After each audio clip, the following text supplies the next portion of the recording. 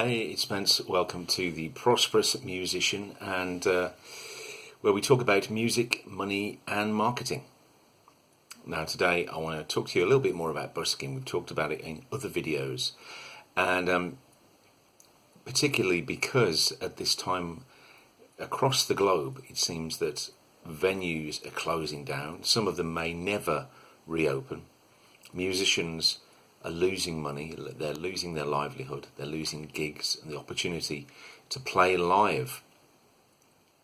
So are there any alternatives? Do we just have to reskill, just completely change direction and do a different job? Or is there a way of still making money playing live?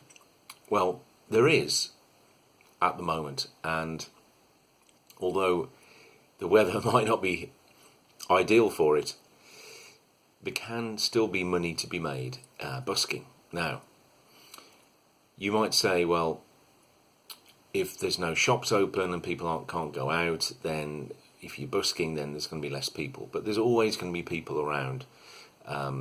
People are out and about, but just maybe not as many. But there is one way you can get around this. If you want to busk and you want to find people who are willing to pay you money to hear you play.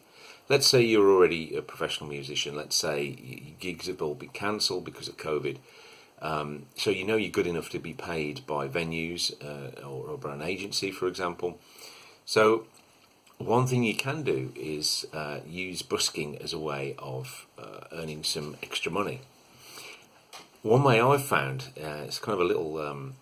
it's not a secret as such, but it's definitely something that only a few people I know have been doing.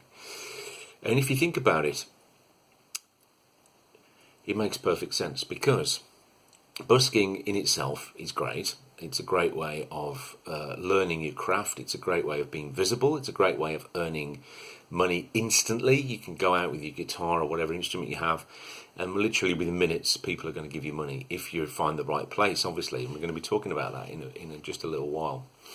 But the other thing I want to talk about is in regards to location, which is what this video is about, is taking, instead of waiting for the audience, trying to find an audience to come to you, you go to the audience. What do I mean by that? Well, if you're living in a town or a city, there are lots of apartment blocks generally, and if people are locked down, they can't go out or can't go out as much, then taking your music and playing it to them is bringing the metaphorical mountain to Muhammad. So you're actually putting yourself in front of an audience which may very well be captive, especially during the lockdown.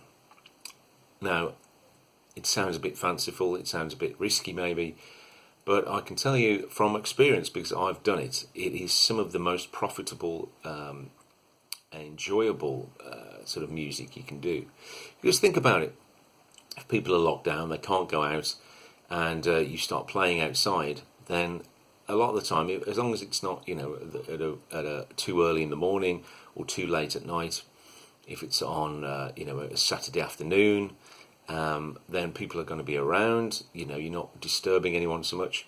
And what I found was, what I called them was Courtyard Concerts. Now, you go to these apartment blocks, and some of them are built in a square, and in the middle of the apartments, you have like a communal area, which could be a courtyard, and there's nothing to stop you going in there and playing.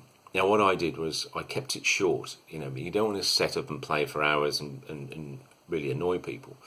And people will be annoyed generally anyway. But what I found was, if you go and set up and you do a short set, like 10-15 minutes, and make it fun, make it really sort of interactive, well-known songs. This isn't the time to play your kind of moody sort of stuff that no one's really heard of.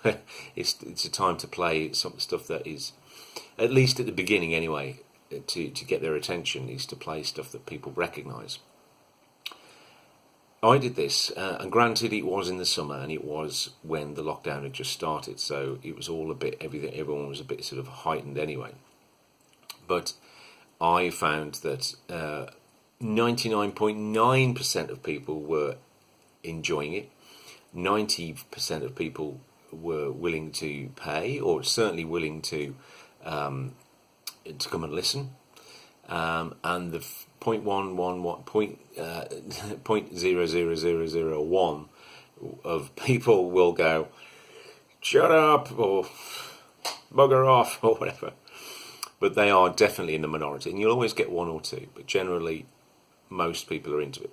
And as I said, if you're playing short sets, 10-15 minutes, by the time that is in your favour.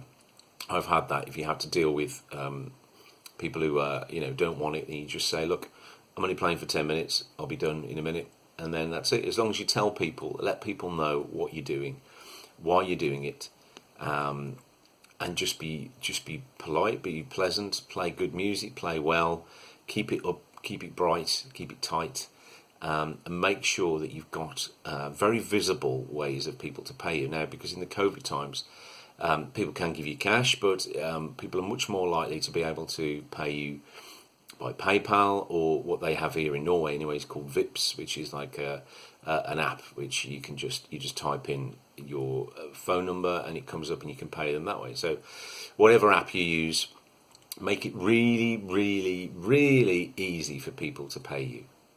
Okay, make it very, very, very visible. And what I did was, at the beginning, I'll say, introduce myself. Hi, I'm Spence.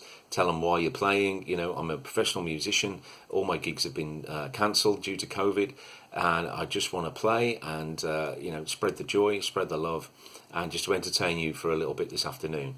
I'm going to be playing for 15 minutes. This is my first song. If you've got any requests, please text me on this number, or shout them out, or come and drop a note in my case. I am taking donations today. It would be great if you could show me a bit of love. And that's it. Off you go. Do that in the middle of the set. Remind people, and then obviously when you finish the set, remind people that you are wanting to be paid.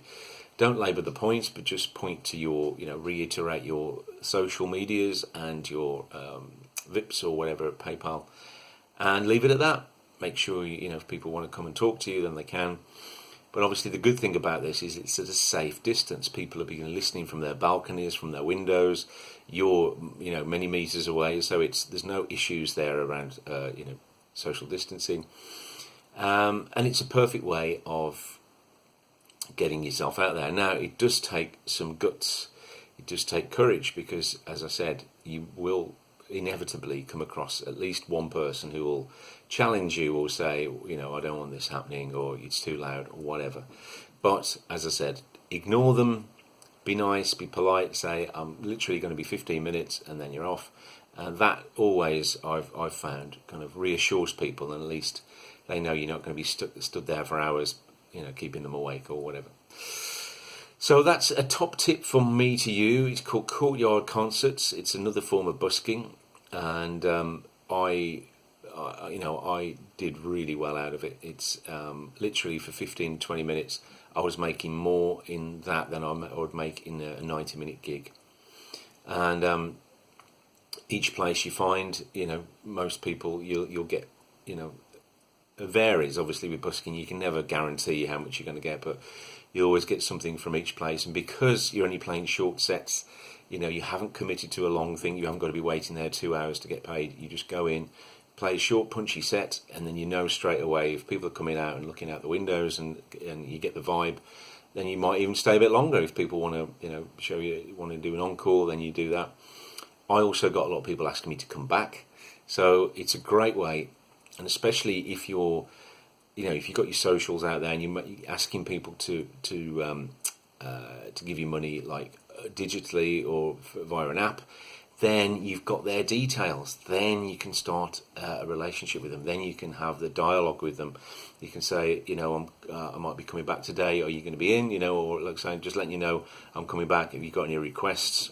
Any songs you'd like to hear? Things like that. It's a great way, and it really, really works. So give it a try. Anyway, the reason why I'm talking about all that is because I'm just showing you what is possible with busking. It's not just standing on a street corner. Think about it. Think creatively. This is my book. It's called Busking for Beginners, and it's on Amazon right now. And I'm going to read you a little story. I'm going to read you one of the chapters from it, just to whet your appetite. So this is from the chapter 3, section 3. This is Unplugged versus Amped. So if you're thinking of starting busking, and you haven't started yet, you're not sure whether to sort of go amplified or not, this is the chapter. So from the standpoint of playing a guitar and singing, we'll now look at unplugged versus amped. So as you may have seen over the last few years, amplified busking is becoming increasingly common, and this naturally brings its own problems and benefits. This book is aimed mainly at beginners who are just starting out. The overall goal is to equip you with the required knowledge and to support you to start your own busking journey. So, I don't want to get stuck in a debate about which is better and think that if you haven't got the money to invest in an amp or other hardware, then you can't get started. You can, and you should. I started out with just my guitar and my voice. No amps, no effects, no CDs, merchandise or anything else. And I built up to being amplified. Some people never go amplified either for reasons of purity or because they find it too cumbersome. My aim here is just to lay out the facts as I see them and for you to make up your own mind about what's best for you. So here we go. So this is the benefits of being unplugged. So what I mean by that is just literally, if you're playing a guitar, it's just you and the guitar. There's no amp, there's no effects, there's nothing else, just you and your voice and the guitar. So of course it's lower equipment costs. It cuts out all the extra costs of amplification, mics, stands, leads, batteries, etc. It's easier to transport, of course. It's much lighter and portable, less stressful. It's less hassle with authorities. Generally, you'll be much quieter than an amplified busker, so will attract less unwanted attention from business owners, locals and authorities. Some towns now have banned amplified busking altogether, so it opens up a few more opportunities. That's towns in the UK I'm talking about. It's more authentic. If you're a folk musician, for example, then Unplugged can be more authentic to that culture and that genre. It takes a lot less time to set up. Going Unplugged saves a lot of time in setting up and packing down. Just simply put out your case, tin or hat and sign, and you're off and away. So there are the advantages, the benefits of being unplugged. So the challenges of being unplugged are it's less money. So I have personally found that I make anywhere between 20 and 50% more money when I'm amplified than when I'm just unplugged. And that isn't the case for everyone. I know buskers who play unplugged and they make just as much money, if not more, than amplified buskers. So it's not a hard and fast rule. It's just what I found. It's more strain on the vocals and hands. Being amplified means you can play much softer, gentler songs and still be heard above the ambient noise of any town or city, which is usually considerable. And this is easier on your vocal cords and fingers if you're finger picking. Now, if you're an opera singer, you're trained to project a very loud voice, then obviously that doesn't apply. I've seen opera singers play just as loud as I have been amplified, just from their own voice, just from pure technique. And if that's what you can do, then great. But if you're just playing with the guitar, if you're doing finger picking kind of songs, unless you're in a very sort of great place with acoustics, then it's very difficult to be heard. So it's also less professional if you're just playing with a guitar and voice. It's easier to be mistaken for a homeless person begging if you just have a guitar than if you have an amp and mic stands and effects pedals and all that kind of stuff. And there's fewer opportunities I've found, and this is all based on personal experience. People who have come to expect performers to be amped now, and so if you're not, you may miss out on other opportunities as people see you as less professional. And I found that as well when I wasn't amped. I didn't get as many requests as when I was amped. I tend to get more requests to play weddings and parties, corporate events, things like that.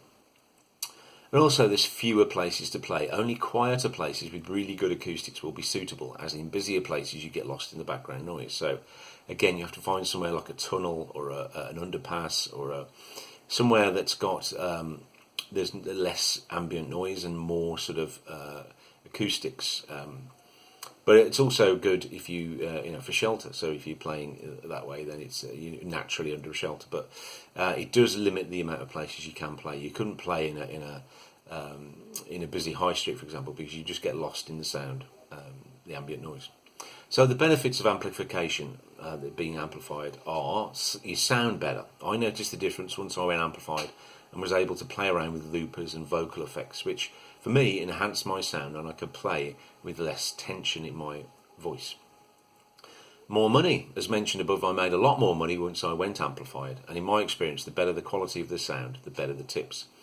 And I've heard that off other people saying basically the better equipment you've got, the better you sound, then the more likely you are to get better tips, and I found that to be true.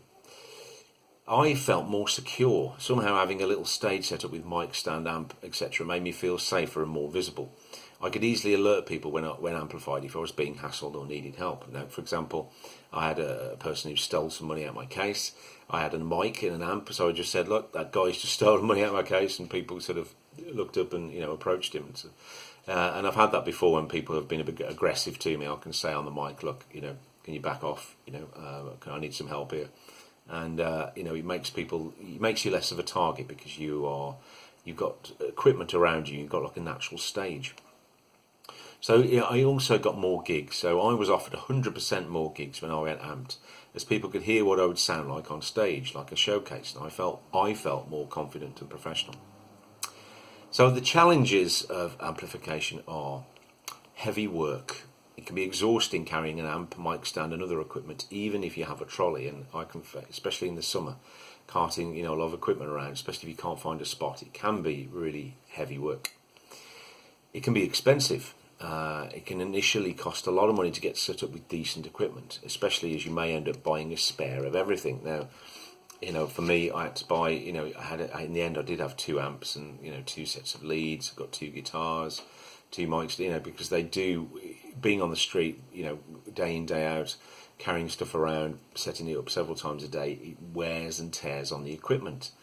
So unless you shell out a lot of money in the beginning, for really good equipment, if you're building up to it, then obviously you might need to buy 2 of everything, which can be expensive. Restrictions. Being amplified can irritate people and create more confrontations with locals and authorities. And like I say, although I found it easier to play like that, it does attract a lot more attention, and sometimes that's negative attention.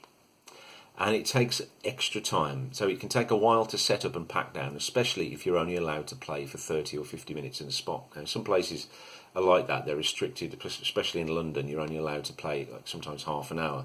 So if you've got to set up all your equipment and it takes 10-15 minutes to do that and pack it all down again, that can be extra time that you should be gigging, should be playing. So now we've looked at the pros and cons of being unplugged or being amped. I hope this makes your decision easier. As I mentioned earlier, I started off totally unplugged and stayed that way for months before going amped, and so I got to experience both. Despite the challenges, I prefer being amped, but you will find your own way with it. The point is, don't let any of this stop you from getting started. Or if all you have is your voice, then there's nothing stopping you from going out and busking today. And in the next section, we'll look at what equipment you may need to get started busking.